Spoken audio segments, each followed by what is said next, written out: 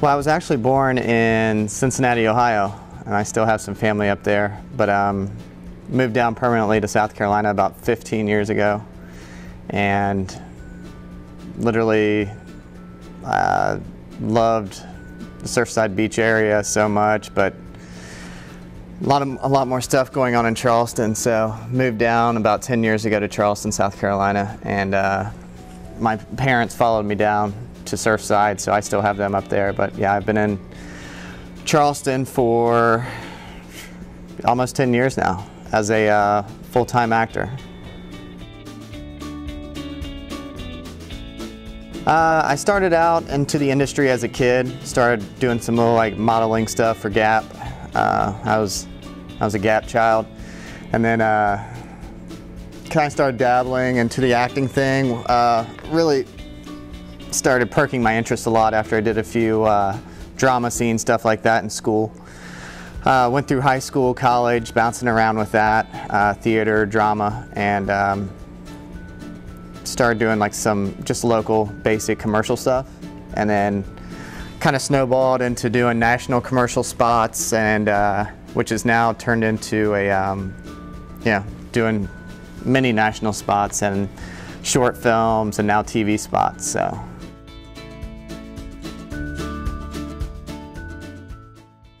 My first commercial was, it's quite embarrassing, yeah. It was for a local company called Limerick Heating and Air. You're probably familiar with that, but yeah, I was laying on the ground, supposedly dying in the desert because our air conditioner was broke, and telling my wife to save herself that it was just too hot. It was a difficult one. But they still show it off and on. I still get cracks from everyone on that one. So, and then I had the two not too long after that were a couple dental commercials where they gave me like some Austin Powers teeth, and one of them was like I went on a date and my date was just completely grossed out and slammed the door in my face. Did a few dental commercials like that immediately after that. So there were a good couple years where I was doing just basic local stuff. Before I got bumped up to doing the national stuff. But my most memorable commercial, I would probably say, I mean, it's just, I've done probably over 200 commercials now. But the most memorable, I'd say, would have to be the project I did up in Wilmington with the Reed's Jewelers campaign. It was just a beautiful production, and the crew, Lighthouse Films, they were amazing, and the cast, I was working with Tracy Ryerson from LA. She was fantastic. Just everything went smoothly and great, and the quality of it, I mean, they're still showing that today multiple times a day. It was just a beautiful story and shot. So it was very fun to do that. It was long days, but it's worth it when it comes out good, you know. So.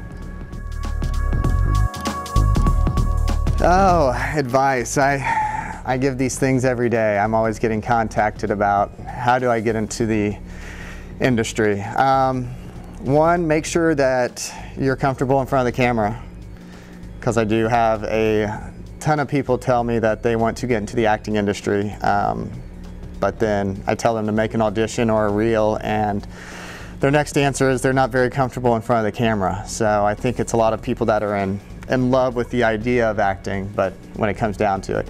And to do a lot of research on it, because it is a lot of work. It's not as glamorous as people make it out to be. I'm on set for hours, days, months at a time, and memorizing lines, and definitely be prepared for being denied or no callbacks, because it's a numbers game. I go through probably 10 to 12 auditions a week, and that was one of the hard things I had to, accept, was that you will be denied a lot, and not to give up or fall down right after that. But it is a lot of work. I work just as hard at my auditions as I do my jobs.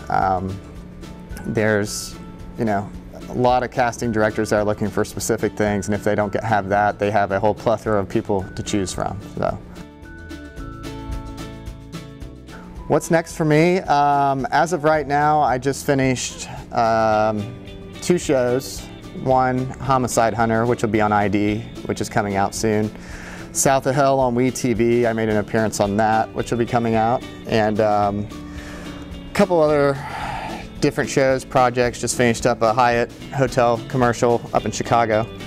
And just kind of took some time off for the 4th of July holiday to come here back home in Charleston and see some friends and family and you know, relax a little bit before getting back on it. So